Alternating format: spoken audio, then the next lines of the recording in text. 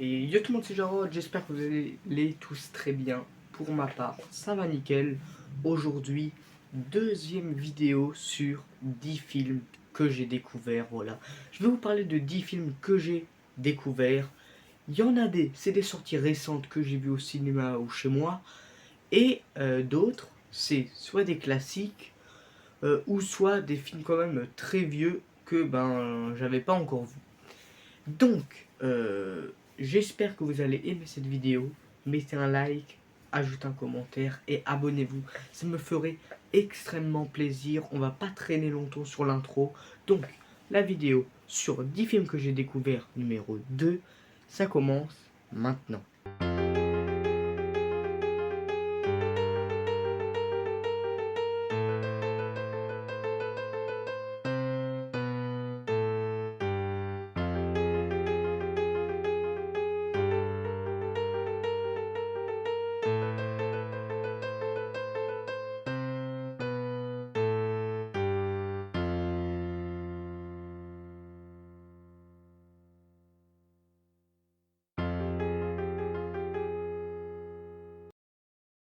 Alors, faut se dire que chaque vidéo, que ce soit le 1 et le 2, en fait, c'est la suite directe du 1. Ça veut dire le 10e film, on va dire le 10e film dans la vidéo, le film suivant, c'est le premier. Et je vais vous parler de En eau très trouble avec Jason Statham, sorti en 2023. Je l'ai déjà vu en 3D, ce qui était un plus. Mais c'est un super film, même si parfois c'est un peu tiré par les cheveux. Je trouve qu'il est mieux que le 1, il y a plus d'action, la partie dans l'eau est magnifique. Et le film, tout simplement, passe super vite. Il n'y aura pas de spoil dans cette vidéo. Pour le deuxième film, c'est aussi un film que j'ai vu au cinéma, c'est Veuillez nous excuser pour la gêne occasionnée, sorti en 2023. C'est une bonne comédie où j'ai bien rigolé avec plein de personnages différents. J'étais content du retour du réalisateur de Dickeneck, parce que c'est le réalisateur de Dickeneck qui a réalisé ce film.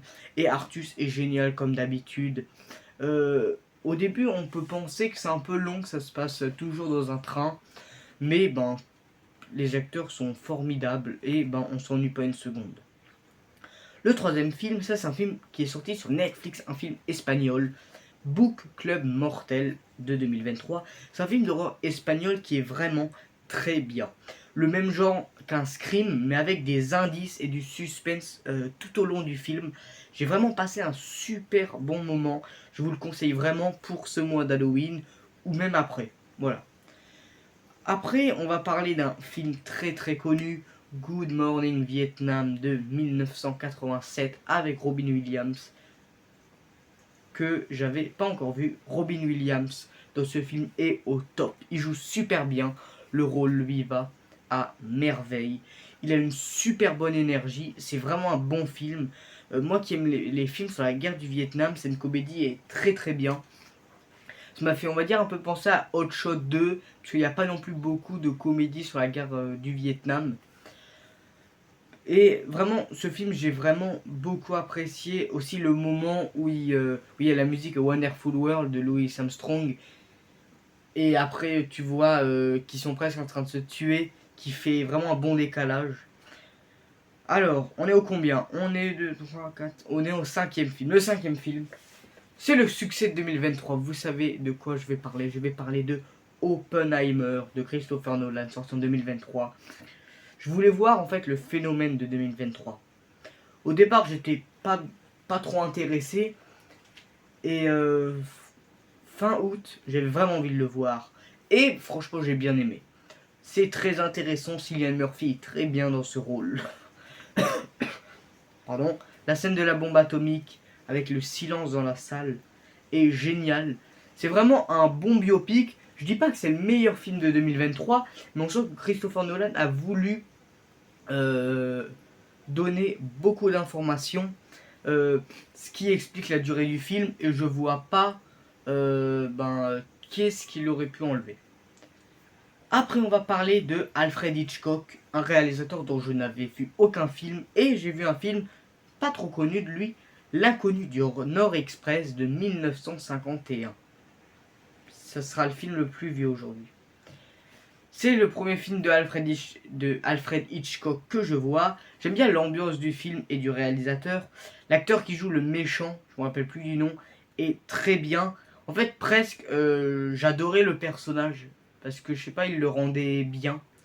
Dommage qu'ils soient en noir et blanc. Parce que on sent que les décors sont vraiment jolis. Avec à un moment la fête foraine, comme on va dire dans Don Camillo, où c'est un peu dommage que ce soit en noir et blanc, parce qu'on aurait bien voulu voir les décors. Le prochain film, c'est Shining de Stanley Kubrick de 1980. En ce moment, je suis intéressé par Stephen King, même si pour l'instant, j'ai pas encore lu de livre, mais j'avais envie de voir un film. Et à la télé, il y avait Shining, donc j'ai regardé. Et ce film, au début, il se passe pas grand chose, mais Jack Nicholson joue super bien. Une super histoire, un super film d'horreur. J'ai vraiment apprécié, même si en fait, on va dire la plupart du film, il se passe, on va dire, pas grand chose. En fait, ce suspense qui monte et ce jeu d'acteur, il est génial. Je viens de faire un méga postillon sur mon ordi. Est-ce qu'il est dégueulasse? Maintenant, des années 80, on va passer aux années 2023. Avec notre tout petit mariage avec Ahmed Silla et Camille Lou. Si je ne me trompe pas. Le film était bien, mais sans plus. Dommage que ce soit filmé en fait comme une vidéo pour les gens qui ne sont pas là, alors qu'au final, tout le monde est là. Mais on passe quand même un bon moment. J'explique. Au départ, il doit avoir 3 personnes. Et donc, il demande à quelqu'un de filmer pour les gens qui sont pas là. Mais vu qu'ils sont là, vu qu'ils sont tous venus, ça sert plus à rien de filmer. S'ils sont là, ça sert à rien de filmer pour eux. À la rigueur pour les mariés. Mais si c'est ton mariage, tu sais quand même ce que t'as fait. À part que t'as vraiment fait vraiment une grosse cuite, mais là...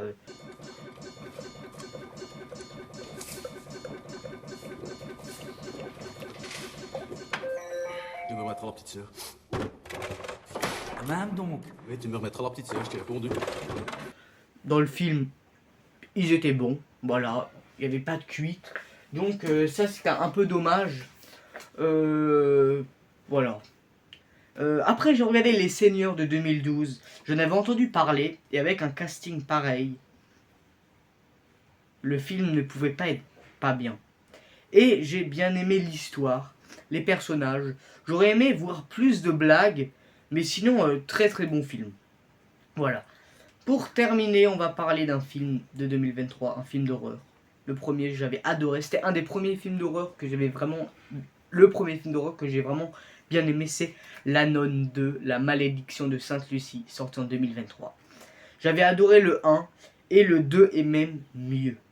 L'acteur qui joue Maurice joue très très bien. J'ai passé un super bon moment, une histoire intéressante. Et dans ce film, rien n'est fait au hasard. Ce qui est fait au début va forcément avoir un lien avec ce qu'il y avait, ce qu'il y aura en fait après. Et donc ce film, j'ai vraiment bien aimé. C'est vraiment en fait la suite du 1. En fait, il faut vraiment bien comprendre le 1 parce que dans le film, il y a même on va dire, ils nous remettent des moments du 1 pour, je pense, ceux qui ont peut-être pas vu le film. Après, je sais pas, tu vois une suite au cinéma, c'est un peu logique que avant tu te renseignes, on va dire, sur le 1 et que tu regardes le film. Ça paraît logique.